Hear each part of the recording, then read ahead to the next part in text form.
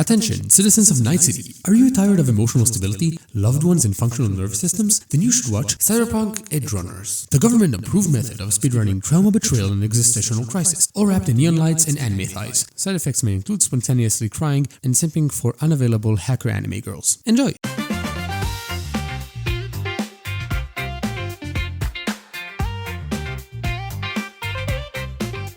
So yeah, welcome back to the Secret of the Light channel, with me, Naisha, once again. In this episode, I'm going to be talking about Cyberpunk Edge Runners, an anime created by Netflix and Studio Trigger, and based on a game called Cyberpunk 2077. And yeah, apparently, as I'm recording this video, I got a notification about the fact that Season 2 is actually coming out, so pretty cool. So this anime talks about a boy named David Martinez who goes to Arasaka University, and he doesn't really fit in because he's poor, and eventually he decides to drop out and become a cyberpunk with a big crew of cyberpunks. So yeah, as usual, I'm going to be talking about the points I liked / disliked in this show and tell you my thoughts about them. And yeah, let's get right into the first point, which is fan service and explicitity. So this show has a lot of fan service and a lot of explicit things, which is usually not really good. Like there are a lot of times that they use this fan service / explicitity, however you want to call it, to show you ideas in the story and characters and stuff like that, which is a really good use. But the problem is they use it so much and a lot of times just for no reason, which in my opinion takes away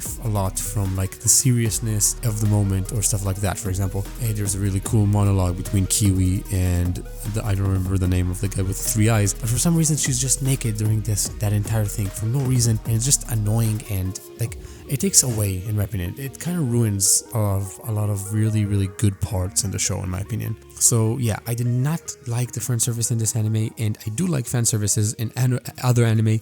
Just this one, it was just bad.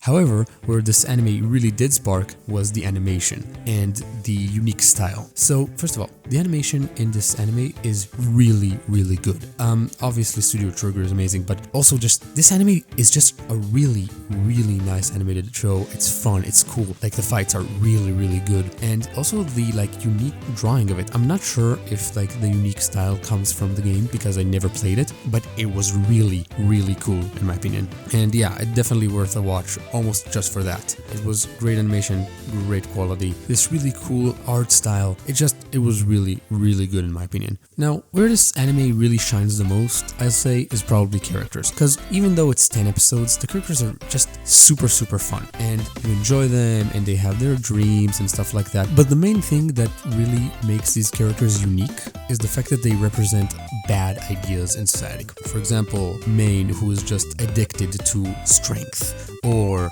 the long-armed dude that I don't remember his name, who is basically a side of society. It really shows you different parts of like the bad parts, the worst parts of society in these characters. So yeah, first of all, the characters, obviously, most of them not good people, but it is interesting. It's fun, like the different like dynamics and characters that are not good. Like you're not following a good guy.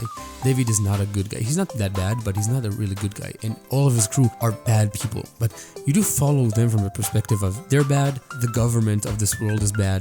It's like bad people fighting bad people, everything clashes. It is fun watching a show from like the bad guy's perspective, but also the other guys are also bad guys. So it's like, it's not you're watching a villain fighting a good guy, you're watching a villain fighting a villain, which is like a pretty cool perspective with every single character, like Rebecca, Maine, Kiwi, David, obviously Lucy, like all of these different characters that you watch doing stuff that are not okay, but also you're like, okay, the other side is also bad. And this is where I get to the plot. The plot of the show is interesting. Again, just like the characters who represent the bad things, also the plot represents a bad thing, because in the end of the day, David is basically just making money from drugs, robberies and stuff like that. Like in the end of the day, like his big arc, you're watching it, and if you're thinking morally, you're like, holy shit, this guy is a piece of shit. Like his way of living is killing other people, stealing their money, stealing their stuff, and then you say, but wait, this is the only way he can survive there. But wait, maybe he can make an honest living. But wait, like the plot really takes you through this arc, which a lot of people see it and say, good, I think he's doing the right thing. This is where I get controversial in my opinion, because I think no. I think think David and everybody else, they're wrong. They're 100% in the wrong, which is one of the things I did like about watching the show, but also one of the things that a lot of people, I think, don't really see it because they're like, oh, I'm so sorry that this guy died or this guy died. In my opinion, it's fine. Like, they died because they were bad people.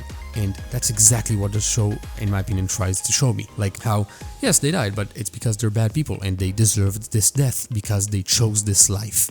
Which was a very interesting from getting from the plot like this. Yes, these people die because they chose this life that leads to death. Or this guy dies because he decided to mess with the wrong people. Like this plot of slowly destroying yourself and becoming less and less and less of a good person until you fall into the pit of death is really interesting and really cool to see from a multitude of characters that really go through this and in the end of the day finish in the pit. Spoiler alert, jump ahead if you don't want to hear it.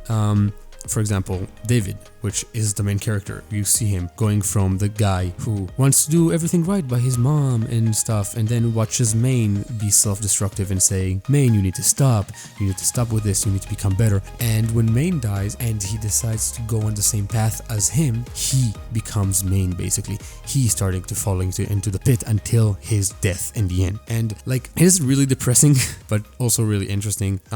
It's an interesting concept. It's really cool. It's interesting. I like the idea. Again, honestly, I want to give this show like an 8.5 or a 9, but I think I'll give it a 7.5 because in the end of the day, I think it had too much stuff that annoyed me, like the too much nudity and, for example, spoiler alert, jump ahead if you don't want the spoiler, the plot hole with David dying for like no reason. Like, if somebody in the comments can explain why David died, because like I thought Arasaka wanted him and did this entire plan to get him as their new weapon, and then they just destroy him and kill him. Like, what?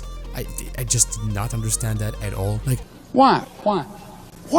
In the end of the day, I want to give it more, but like it had too many things that annoyed me to give it like more than like a 7.5, I think.